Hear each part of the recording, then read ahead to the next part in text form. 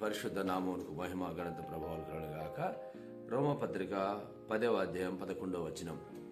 ఆయన యందు విశ్వాసముంచు వాడెవడను సిగ్గుపడరని లేఖనం చెప్పుచున్నది.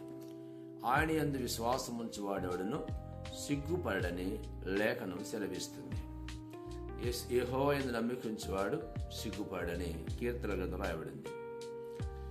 సింహ పిల్లలైనను లేమి కలిగి ఆకలిగులను గాని ప్రభుని ఆశ్రయించే వారికి ఏ మేలు కొదువైడదని దేవుని లేఖనం సెలవిస్తుంది.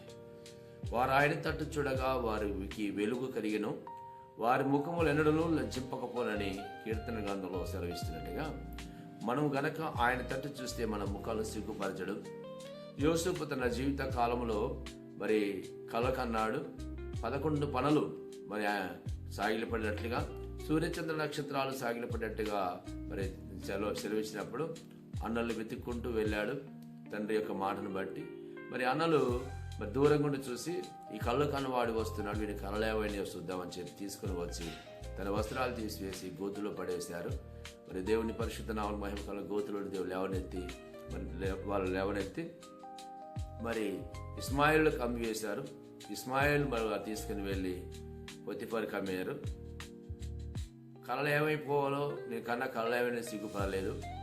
వెళ్ళిన స్థలంలో యథార్థవంతుడై నమ్మకస్తుడిగా జీవించినప్పుడు దేవుడు పోతిఫర్ ఇల్లంతనే దీవించినాడు. అతను కలిగిన సమస్తాన్ని ఆశీర్వదించినాడు.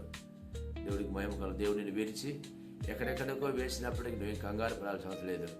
నువ్వే గనక దేవుని నమ్మిక వస్తే నువ్వు వెళ్ళిన ప్రతి స్థలం ఆశీర్వాదం భూమిగా మార్చబడుతుంది.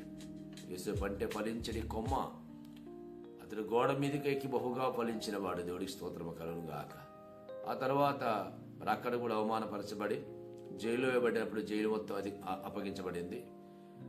అందరూ అనుకోవచ్చు ఇంటి దగ్గర అన్నలు అయిపోయింది, ఎక్కడ అయిపోయాడో అడ్రస్ లేకుండా అయిపోయాడు. కానీ ఒకానొక దినం వచ్చేసింది, రాజుగారి కళ వచ్చింది.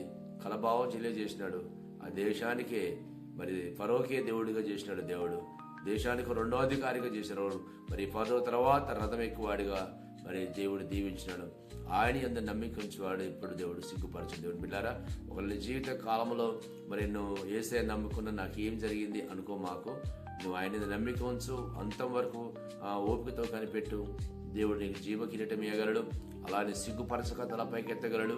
ఇక మందును పరమందును దీవించగల గొప్ప దేవుని గొప్ప నామానికి స్థితి చెల్లిస్తూ దేవుని బిడ్డారా మరి ఒకసారి లేఖనాన్ని జ్ఞాపకం చేసుకుందాం. రోమపత్రిక 10వ అధ్యాయం 11వ వచనం. ఆయన యందు విశ్వాసం ఉంచువాడెవడను సిగ్గుపడరని లేఖనం సెలవిస్తుంది. మన సిగ్గుపరచని దేవుడికి స్థుతి ఘనత మహిమ ప్రభావాలు కలుగును గాక. ఆమేన్, ఆమేన్.